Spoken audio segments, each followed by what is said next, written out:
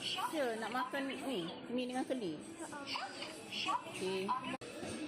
Saya bagi ni Ni makan apa? air. Dengan air. Boleh lah. Air apa?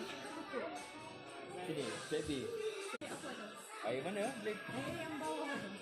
Oh ni. Oh, air pilih kat sini. Nak ais lemon tea? Red splash lah. Red splash. Aiskrim pun ada. Ais krim ada. Tak ada orang nak makan aiskrim dah tak nak. Anas order ni. Keli goreng with Indomie. Keli goreng ni. Indomie Dia tak pedas kan? Nasi pedas kan? Ada asing. Yang ambil apa tadi? Set B kan? Saya rasa kenyang lagi ni. Side dia. Apa yang itulah nak share dulu kot. Share dah eh. Saya rasa macam kenyang lagi ni. Okey, aiskrim Anas. Pilih aiskrim please. Come on Anas. Ikut lah. Mana? Golden hibiscus. Hibiscus kiss lah. Kebesar kan? Besar. Kecil lah. Strawberry pop. Ni cakap kat dia. Strawberry pop satu. Air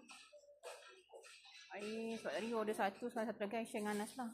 You order apa tadi air? Tambah ni strawberry pop kan? Satu. Semua lah. Semua. Semua. Lepas tu air apa? Tambah Air ni. green recharge ni air apa Pandan. Pink Paradise? Jambu. Pink Paradise lah. Nasi tadi satu, nasi yang Maggi. Indomie. Maggi tak ada combo tak? Let's try. Sepah penyet.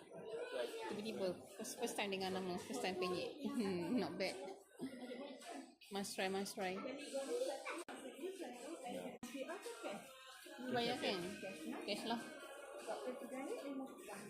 Boleh makan kat dalam ni kan? Boleh tak? Boleh kan? Kita duduk kat dalam lah. Panas kan?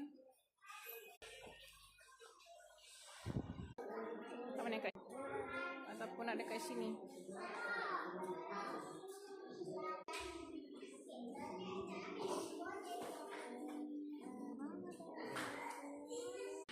Tiga betul?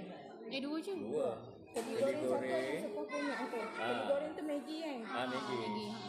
Dua Makan dua Johor ni orang penyet ni. Macam mana tahu yang Syuib punya? Macam mana tahu Syuib punya? Sebab sepah. Oh, sebab sepah tu.